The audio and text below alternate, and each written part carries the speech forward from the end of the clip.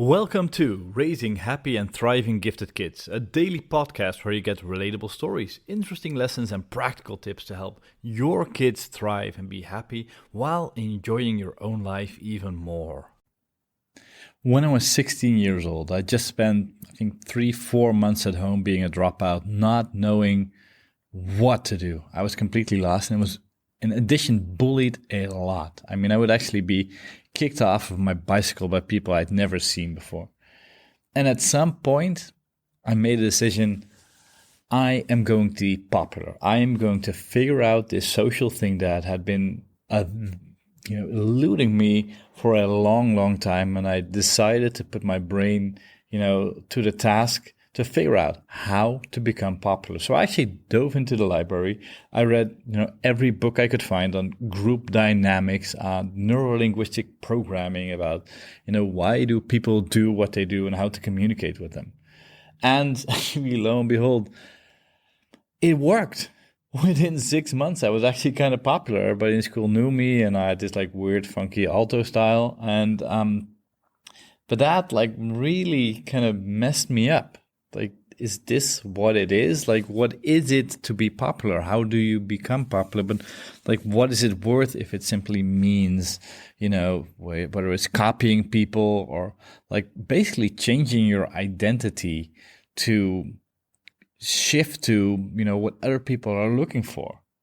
And that is actually a pretty profound question for a lot of, smart kids and kids who are different. That, am I okay the way I am? Or am I okay if I adjust myself to the world, if I change myself to fit in with the rest of the world? And if I change myself to fit in with the rest of the world, and then I'm popular and then I'm okay, but does that mean I am okay? And this creates this really strong sense of, an imposter syndrome, or I don't know who I am, or actually a lack of knowledge of who am I? And this is actually a pretty profound question. So I'm very curious what you think about it. When you reflect on yourself, are you being yourself? Are you who you truly are? And how does it work for your kids? Can they be who they are? And I think nobody can be exactly who they are for 100% every single second of their life. There might be people who do that, but usually they're not very popular, I guess. At least not part of the time. You might find your crowd, but most people don't spend their entire life with their crowd. But how does that work for you? What percentage of the time can you be yourself? What percentage of your times can your kids be themselves? And maybe a little bit more close to home, can your kids be themselves with you around them? And can you be yourself with your kids around you? That is actually a very profound question. When you look at balance, when are you standing straight in the middle, completely balanced, on 2 feet, very stable, and when are you reaching just out of balance, just out of your stability, not really knowing how to regain your balance and trying to fit to and cater what other people think you should do and other people think who you should be. So that's the question for today. Are you clear on who you are?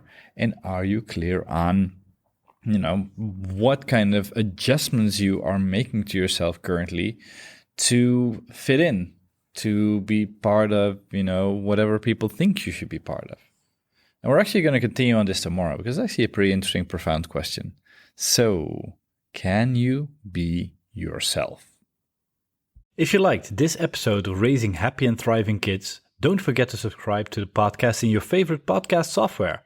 And if you want to dive deeply into all the things you can do to help your kids thrive, be happier while making your own life more enjoyable, go to smartparentingsecrets.com, where you can get free additional training.